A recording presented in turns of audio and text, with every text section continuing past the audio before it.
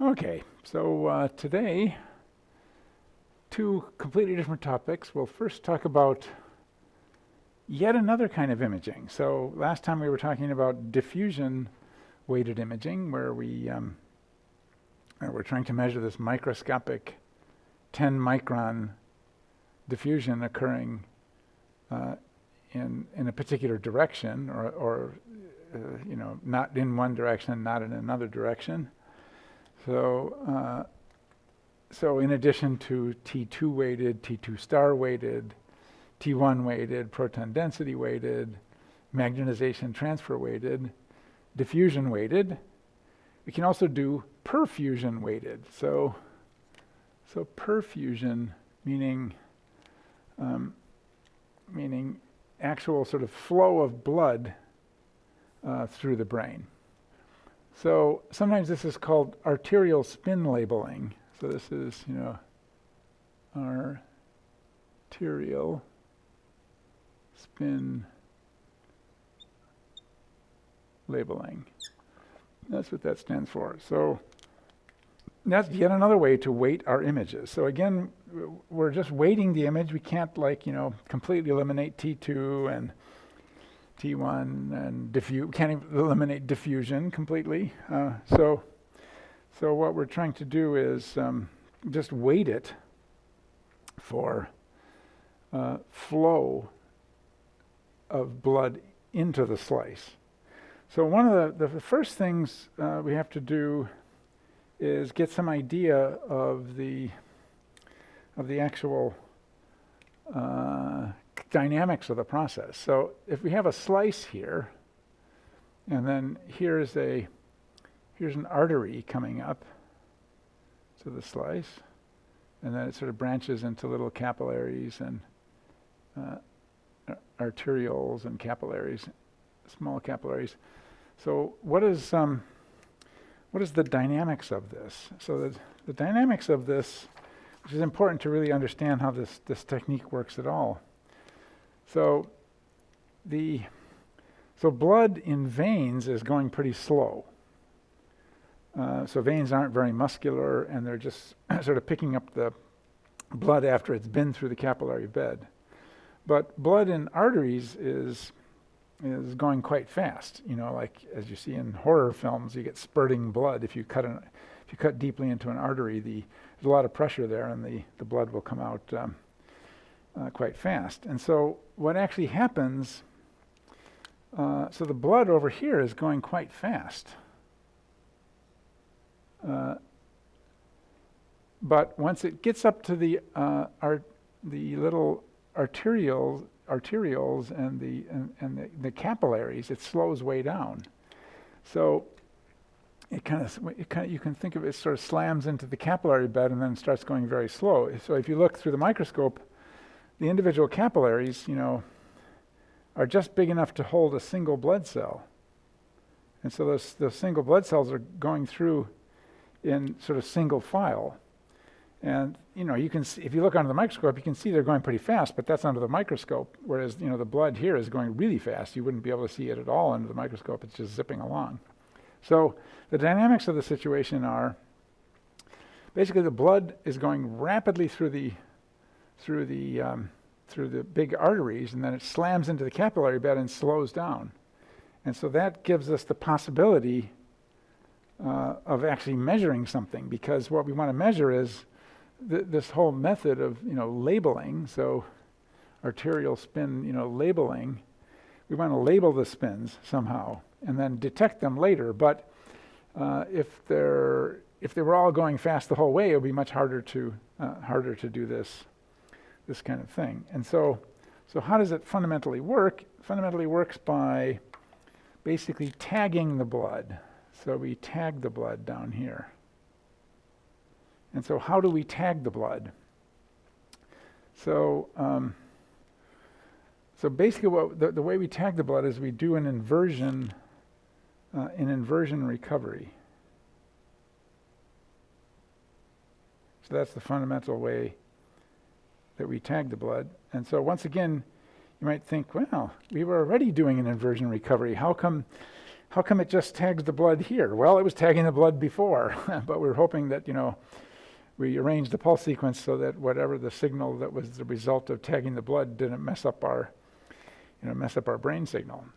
But when you think about this kind of at the quantum mechanical level, it's just kind of strange. So what does this imply? So the idea is that you do a 180 flip, inversion recovery, to the spins down here, and then we wait for them to come back into the capillary bed, and then we somehow make a measurement that gives us something that's proportional to the amount of recovery of longitudinal magnetization. So what's going on? It's just kind of weird that this could actually work. But if you think about it physically, what's going on? Well, what we've done is we've got some, down here when we're tagging, we've got some spins that are aligned with the B0, and then we've got some other spins that are not aligned with B0, sort of anti-aligned with B0. Less of those. There's more of the ones that are aligned. Now we tag it, and so that what we do is we sort of flip the spins, increase the proportion of the ones that are not aligned, but then they maintain that not alignedness as they propagate through the arteries. And so what are the protons? Well, they're protons in water, and so the waters are all tumbling around, and they're rushing through the individual atoms. They're bouncing off each other at 500 miles an hour as they're sort of like going through here. Through all that, they maintain their polarization. So as the water molecule is rotating around and bouncing off different things, the proton magnetic moment is actually retained in sort of a down state relative to the B field. It's slowly decaying, and sort of some of them are popping into the up state to be aligned with the field again over time, according to the basic Bloch equation for T1 regrowth. So that's all occurring, but amazingly, that's occurring even though all these things are crashing into each other. So you can sort of think of it's like a little ball bearing. So it's sort of pointed downward, but the molecule itself is rotating around it, and but the proton's magnetic moment is sort of like consistently sort of against or for the field. It's kind of mind-boggling to think that that's the way it works, but that's the way it works. So we label the spins down here, and they retain their label as they flow into the slice that we're trying to measure. So there's a number of different methods of doing this. So one is called CASL. So that's continuous arterial spin label. I'll abbreviate it. Okay, so that's CASL. And there's a bunch of different names for this.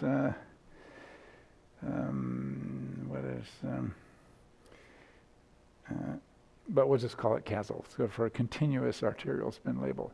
And so this was the first method that was developed. And so how does this work? So this one works by basically putting a gradient. So put a gradient along flow direction. So in this case, we would put a gradient.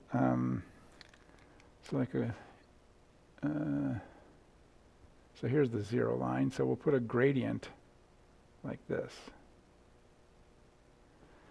So what will that do? That will remember the gradient is just messing with the z. So the amount of this is the BZ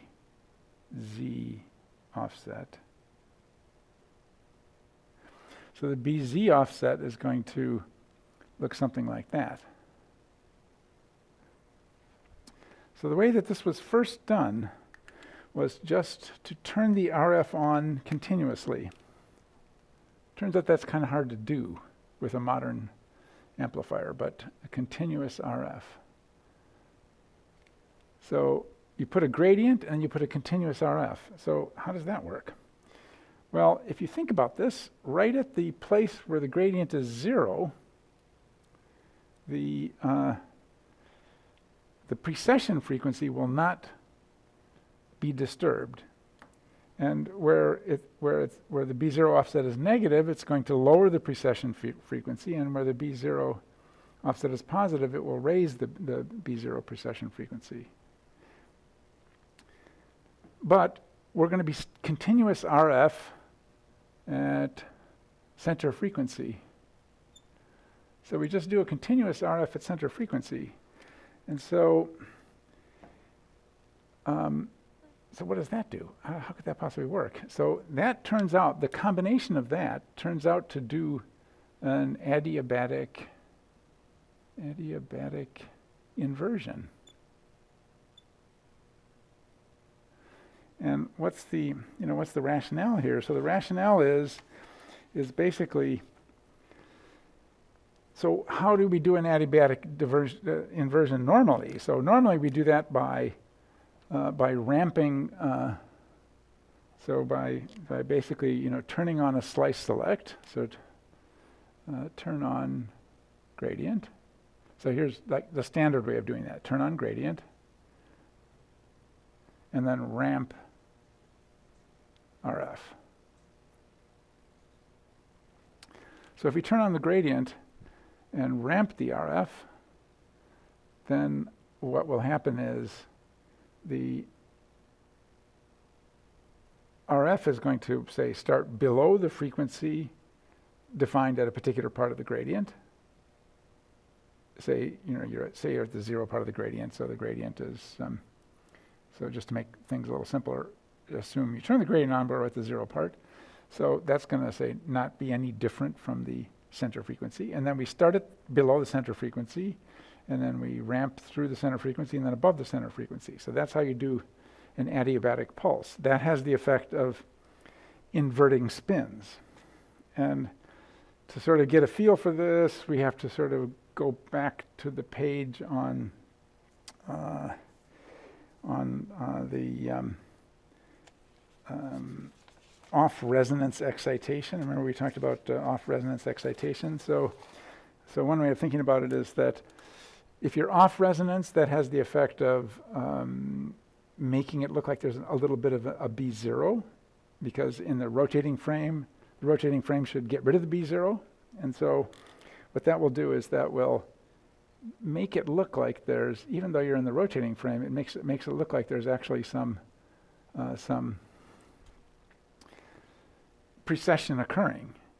But then as you get closer and closer to the center frequency, what happens effectively is that you reduce that. So initially it looks like there's some extra B0, but then as you reduce that fake B0 because you're at the wrong frequency, what happens is eventually you get closer and closer to the horizontal.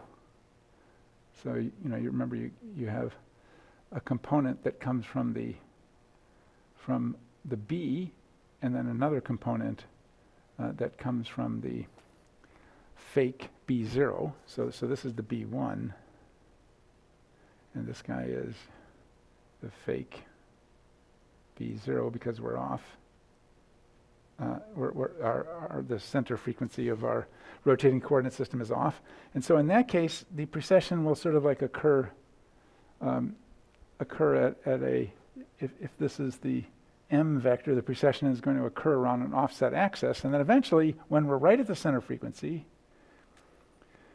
then what happens is the B1 field is just there, and so then we'll just the M vector will just precess.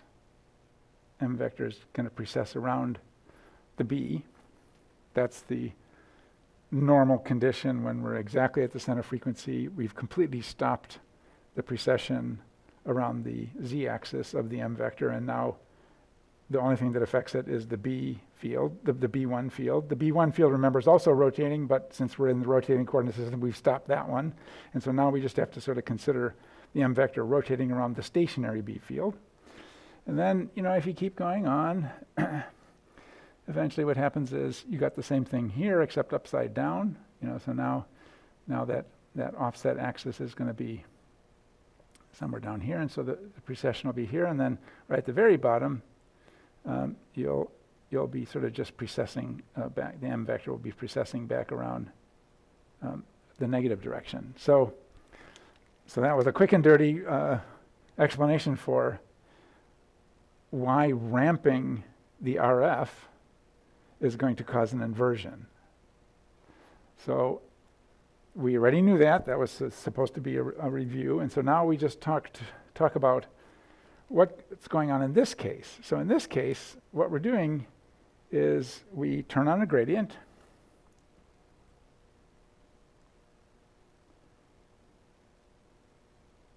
But we don't ramp the RF. Don't ramp RF.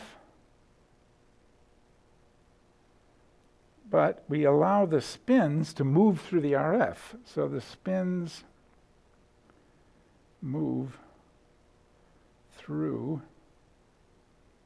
the gradient. They move through the gradient, and when they move through the gradient, the result is they change their resonant frequency.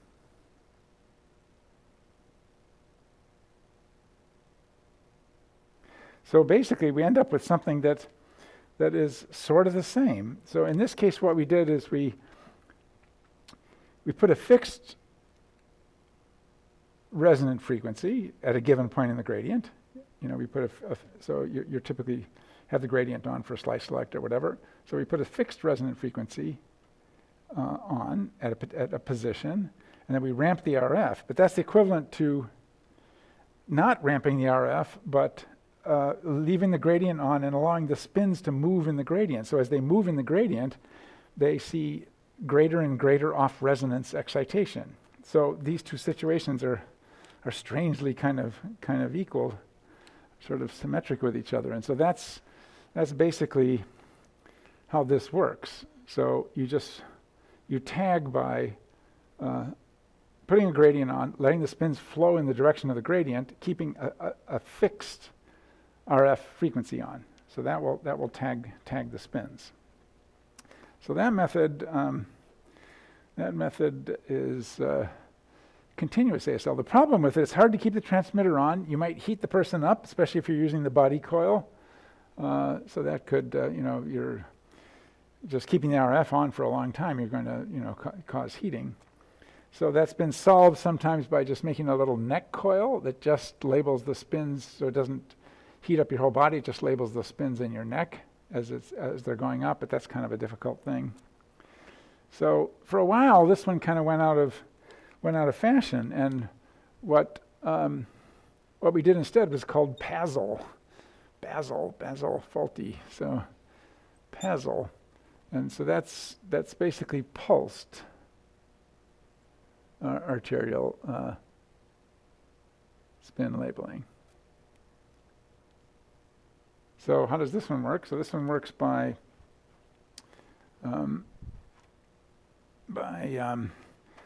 pulsing. And so in this case, what we do, we've got some arteries coming up like this, and they come up to a set of slices. So here's a set of slices, and the arteries are going and branching out into little capillaries there.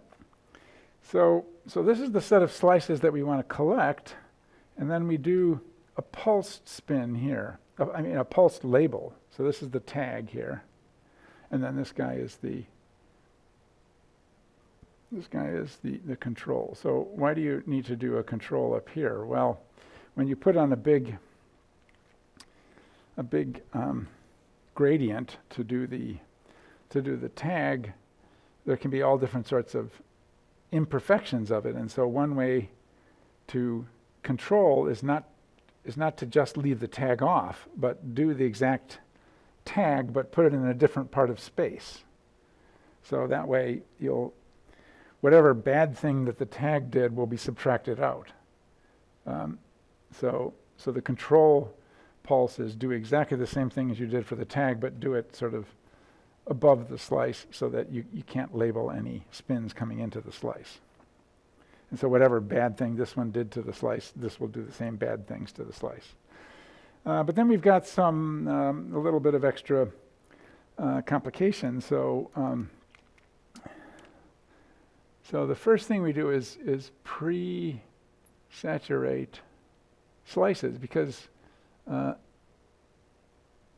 pre-saturate the slices because we don't want us to find out about spins that are just in the slice. We want to sort of like knock that signal out. You would do the same thing over here. So we want to sort of knock out that signal before we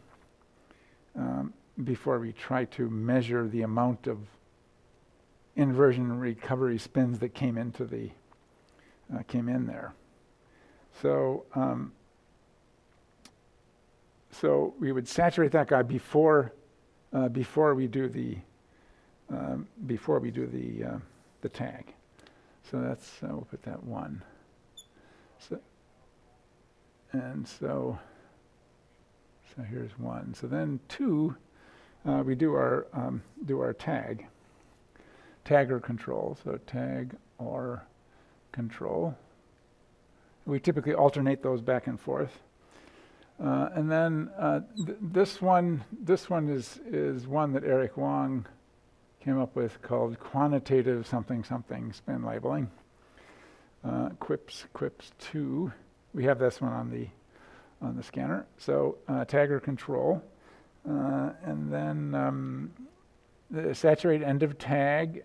Saturate end of tag. So we want to sort of get a clean bolus of labeled blood. So we'll sort of like snip off the bottom of the tag, and then we do an EPI readout. So that basically. So in practice, how you do this? You basically you end up getting something that has both bold and arterial spin labeling in it. And so how does this work? So you do tag, and then control, and then tag and control. So you go back and forth every second or two doing tag control. So why do you get bold out of this? Well, the bold signal hasn't gone away. The bold signal is actually still there. Because the blood oxygenation is changing. It's changing the T2. You're doing an EPI. An EPI is a T2 star weighted scan, so it's in there. And so if you actually average the tag and control, so there's two things you can get out of it. So you can average, so average equals bold. And then subtract equals ASL. So the difference between the tag and the control is ASL. The average of them is the bold. And then you can do the same thing over here. You have to change the sign because now you've got the tag. So if you take tag minus control, and then over here, negative tag plus control.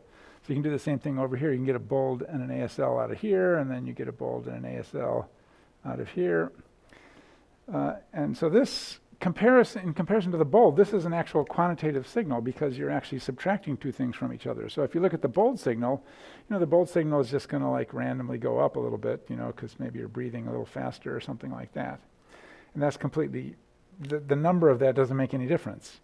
It doesn't, it's irrelevant, and typically you'll fit a ramp to that to get rid of it. But the ASL is different. The ASL is taking like this guy and subtracting it from that guy. And so when it takes this guy and subtracts it from that guy, that ramp is subtracted out. And so you get a quantitative number that just tells you, whereas if you just average those two, it's not going to get rid of the average of these guys is going to be higher than this, but the subtraction of these guys will get rid of that ramp. So that's the kind of argument for doing this.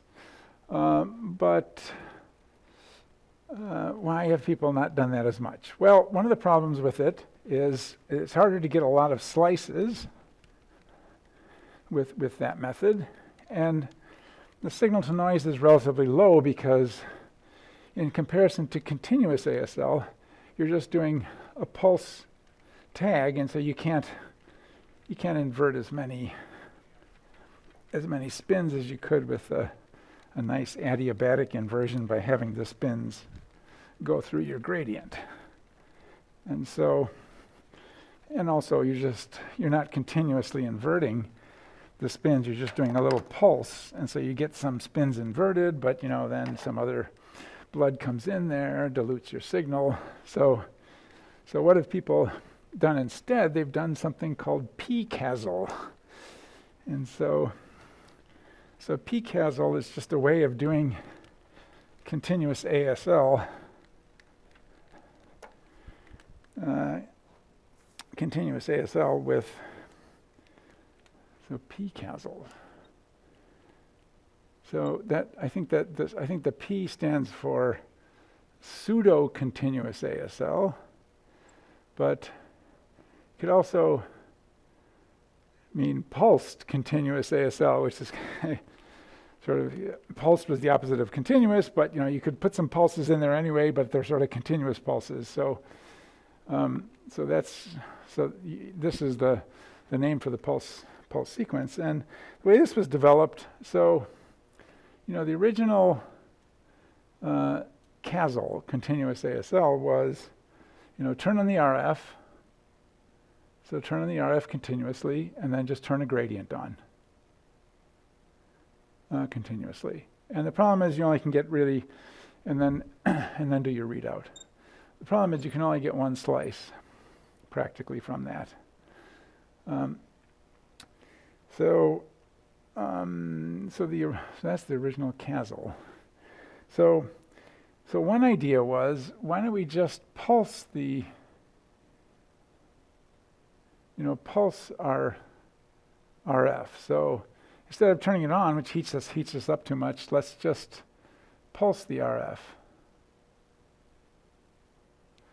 So this is the RF, and then just leave the gradient on like we were before. So what does that do?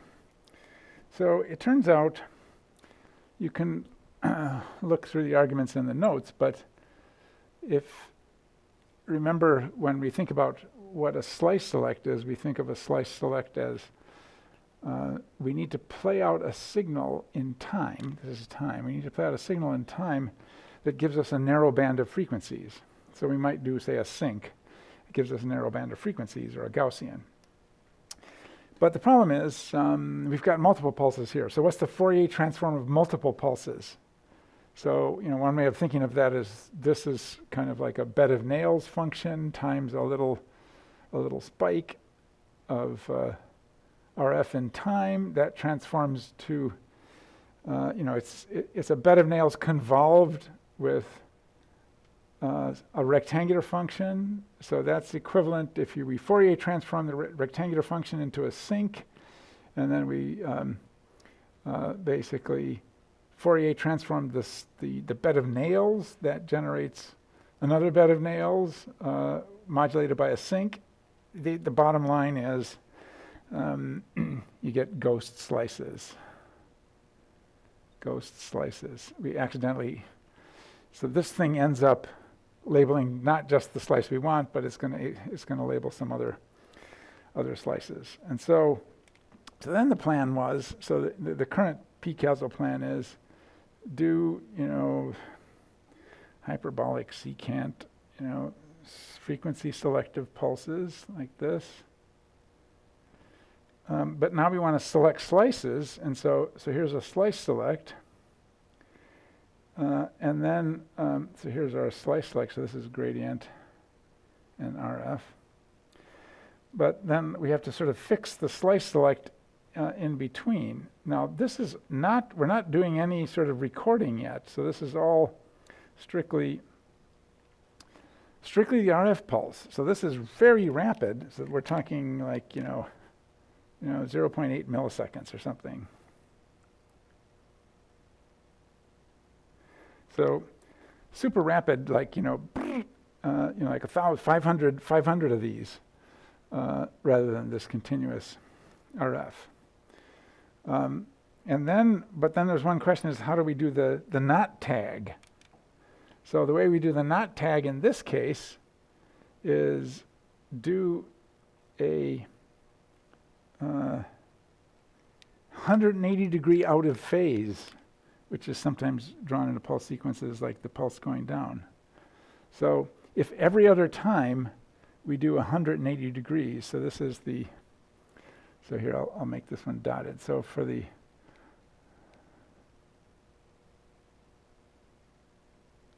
so this guy is the control, and this guy is the tag. So tag is straight, control is dotted. So if we do that, so every other pulse is 180 degree out of phase. So this is 180 degree phase advance. Then that doesn't label anything, but it controls well because it sort of puts the gradients in, puts the RF in, everything else is controlled. But you only get a strong inversion when you do it all the same phase. So the idea is that you kind of kill your signal by using the 180 phase. So the idea is that the protons are going around, and right when they're at the wrong place here, you hit them with this, versus not doing that, in which case, then you hit them with the right thing, and so it entrains a lot more protons. So that's the fixed, that's modern PCASL. And we have that one, modern. Well, we're going to get that one very soon, modern PCASL. And so this basically has a higher signal to noise than the pulsed, because you essentially have this, you're just blasting away with this RF. So you got a nice big signal. So that's sort of modern ghost slices problem, sort of original CASL, one slice. Okay, so that's we didn't say like actually getting an image out of it, right? So at this point, so this is prepare. This is when I first looked at this pulse sequences, I couldn't figure out what was going on because I was so like, where's the image? There's no image here. So here's the imaging module, image module. And that could be various things, but it could be EPI or it could be a flash scan. There's multiple things you could do there. So at this point, now you've got the label, then you just do your EPI with your blips, etc., and actually get an image out of it in the two cases. So that was PCASL. So now let's completely switch over in the last 20 minutes and talk about spectroscopy. So I mentioned spectroscopy before, mainly in the context of talking about the origin of MRI. So the origin of MRI came out of spectroscopy, and the original idea of frequency encoding was you put a gradient on, and that changes the resonant frequencies, and then you have multiple resonant frequencies, and you record those multiple resonant frequencies. But we said that actually that was kind of a conceptually faulty way of looking at this. And why did we say that? Well, let's first just draw the a typical spectrogram of, so if this is parts per million frequency shift. So what are we recording? Well, we're recording something like here's a carboxyl group hydrogen and acetic acid, and then here's the methyl group hydrogens, And basically, they're differently shielded. The local magnetic field of the nuclei is different in these two cases. So we've got an oxygen, the hydrogen is stuck to an oxygen here, but it's stuck to a carbon here, and those have different, the oxygen and carbon have different properties that you could sort of think of this as inducing currents, as the rapid motions of the wiggling motions of the atoms are inducing currents. Those currents are making magnetic fields. Those magnetic fields are partly canceling out the B0, changing the local B0, and so you end up with a different shift here. And so these three correspond to this bigger peak. This one corresponds to this smaller peak. So the oxygen one gets shifted more from the center frequency than the hydrogen one. So that's the original idea of spectroscopy NMR. But why did we say that wasn't a good thing? Why did Marty say you shouldn't think of frequency encoding this way? And the reason was, here's our signal and here's our result. So the idea was, in this case, we've got a time domain signal. So you can think of what's going to happen. This guy is going to generate a lower frequency, and this guy is going to generate a higher frequency. I mean, I'm exaggerating the difference, but that's the two things. And then what we're going to do is we're going to add those together, and we're going to get some kind of complicated thing that's, this is our FID. Our FID in time is going to come out with this two frequencies mixed in with it. Let's draw that better.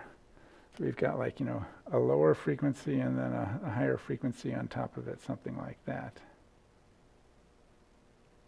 So we have two frequencies there. And so we have a time domain signal.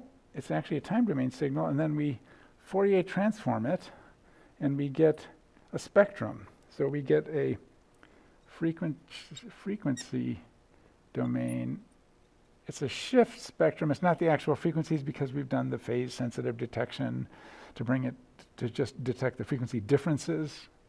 The frequency differences here, the shift, as opposed to the actual Larmor, 123 megahertz. So frequency domain shift. But the important thing is that this is the frequency domain. So how do we think of imaging? Well, Marty said that you have to think of imaging this way, which is that what you're collecting over here, it's the K-space view. So you have, what you're collecting is spatial frequency samples. So you're wrapping spins up, and you're collecting spatial frequency samples. So that's frequency. So that it's on the other side. And then we do an inverse Fourier transform, not a forward. It happens to be the same mathematically as the forward, but conceptually, it's different because we're in the frequency domain and we're going back to space, and space is like time. It's the non-frequency, so this is like time. So that's kind of backwards.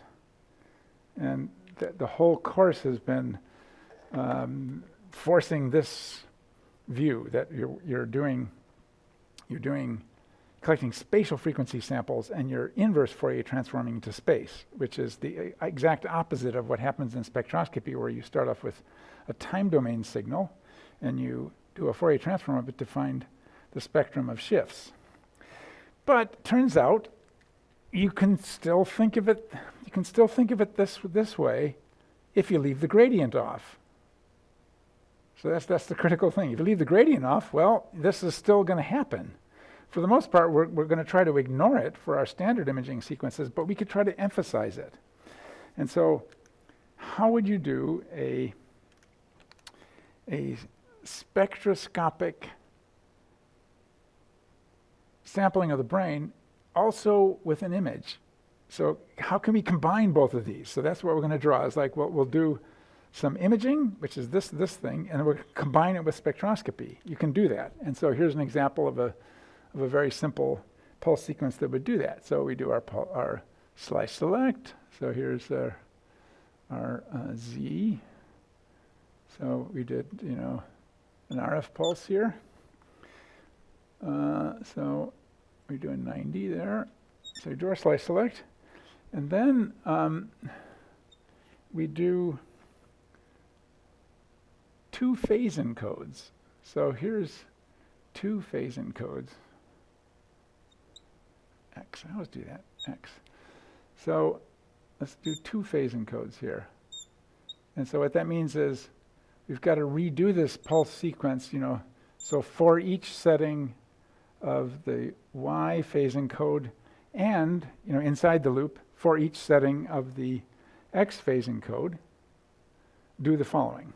And so what is the following? So the following is, what RF do we get? Well, this thing is going to generate a big FID, which we'll squash with our phase encode. And then we'll do a 180. So here's the 180, and so that amount of time after the 180, we would expect an echo. So here's tau, and then here's tau again. So we would expect an echo down there. So now the echo, so it's a spin echo. So here's the spin echo comes up like that. So that's a spin echo. But what do we do now? So now what we do is we just record the second half of the spin echo. So with the gradient off. So this is the, I've already got the RF there. Okay, so RF out. So we just record the second half. So I'll make one more line, data line, okay. So basically what we do is we just record the data points over here on the second half of the spin echo. So why do we do that? So what's actually coming out now? Well, what's coming out is something like the spectrum that you would get out of a classical NMR experiment. So what's happening is there'll be a complex valued signal. So, say here's the, here's the, the real part of the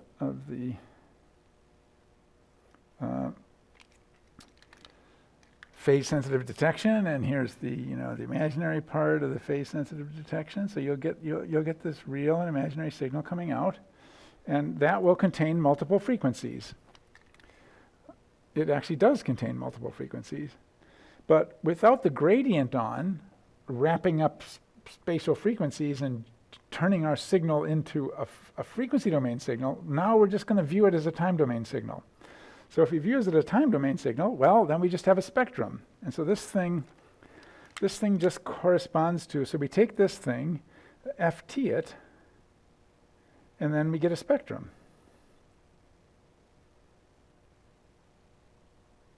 So we actually do get a spectrum.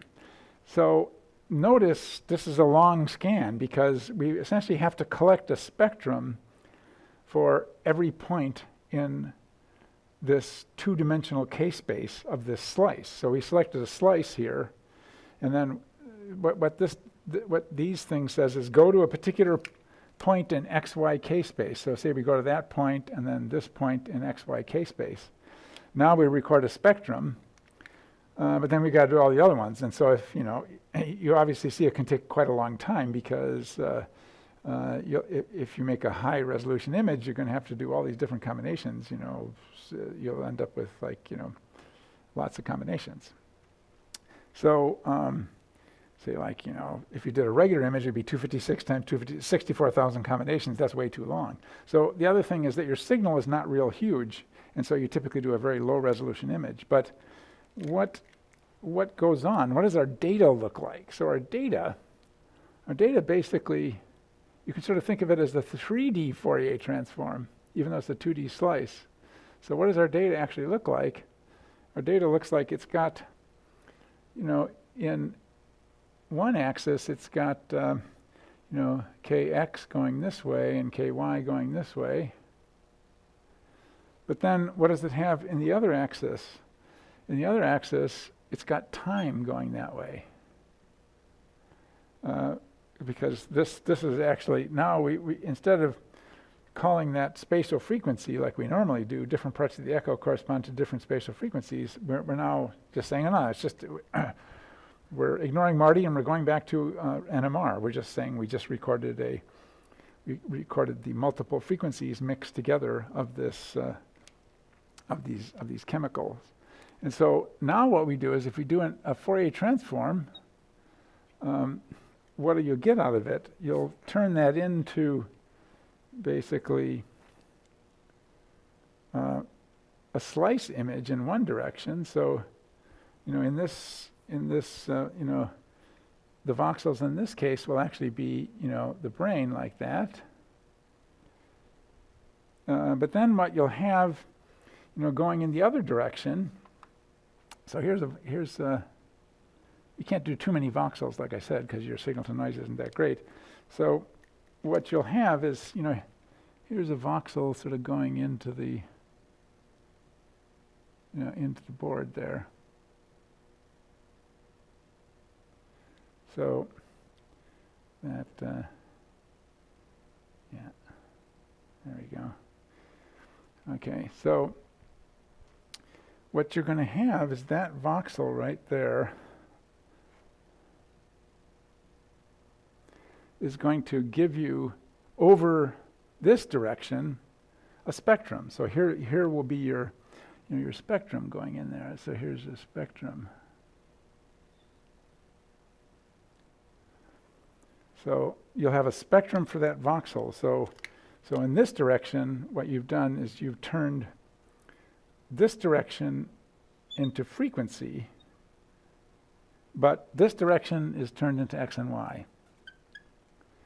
So so you turn kx, ky into, x and y, and you turn time into frequency. So this finally brings it all together. It shows you how you can view it either way, just depending on how you can view it the k-space way, which we're viewing it in these two axes of this 3D k-space. But we can also view it as a spectrum, and the only thing we have to do is just leave the gradients off. Now, the one final thing I didn't mention is, why do you just record the second half? Well, if we think about this, what happens is, how do we normally record a spectrum in NMR? What we do is we just do a very brief pulse, and then we just immediately record the FID. So this is a pulse, we could just do like a hard pulse, and then immediately record the FID. But the problem here is we can't do that because we've got to do some phase. We got to do some phase encoding. We got to do this sort of k-space picture by turning on these x and y gradients.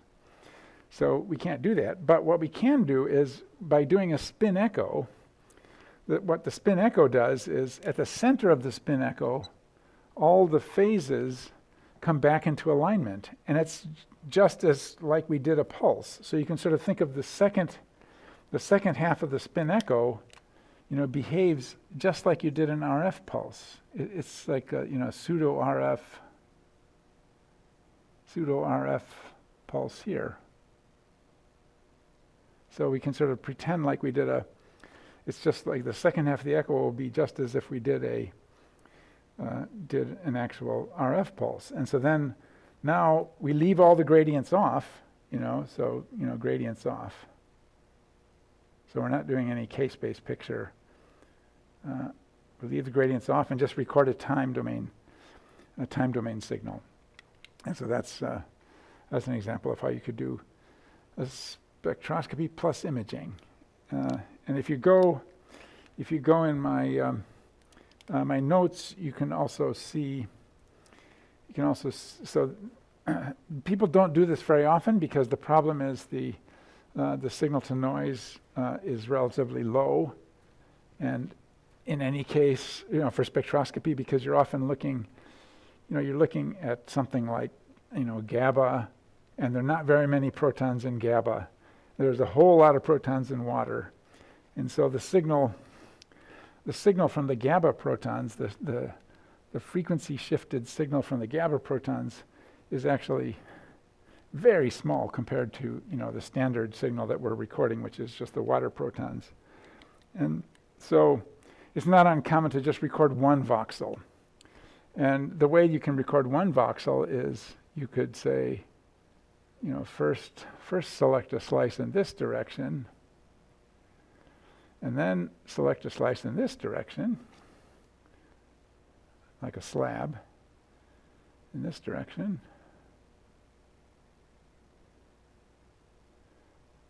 That's good. And then last but not least, select a slice in this direction. So now we can select a slice. Sorry, we need to select I want this one, and then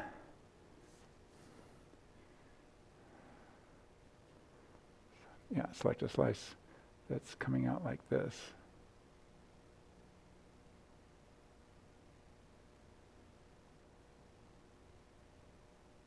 Goes through the middle here. Okay, so we got another slice. So you select 3 orthogonal slices, and the result is, right where they intersect, there'll be a single cube selected, where they all 3 of them intersect. So and that cube will sort of be along this line here, like that.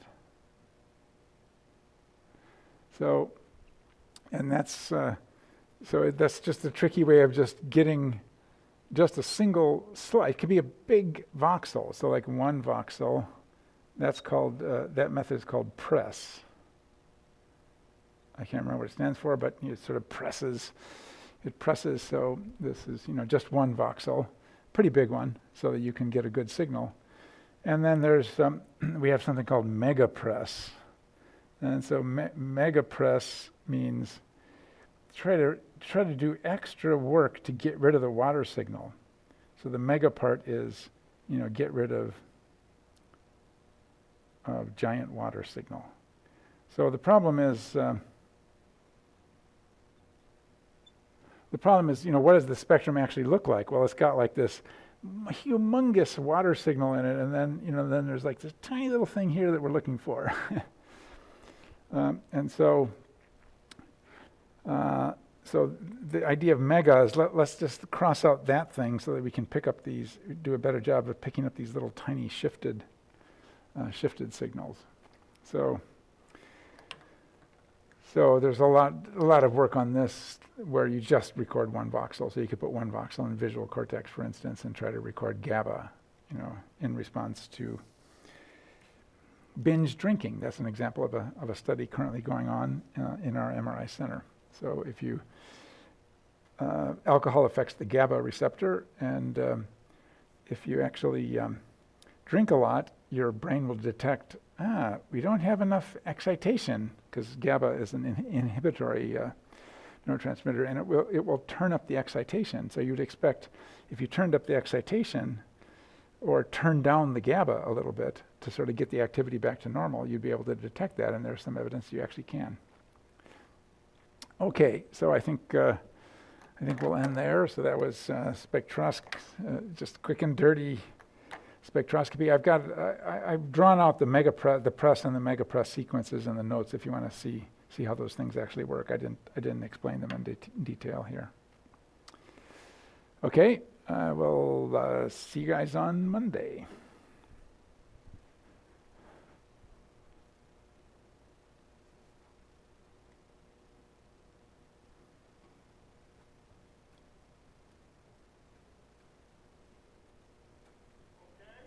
Okay, sounds good.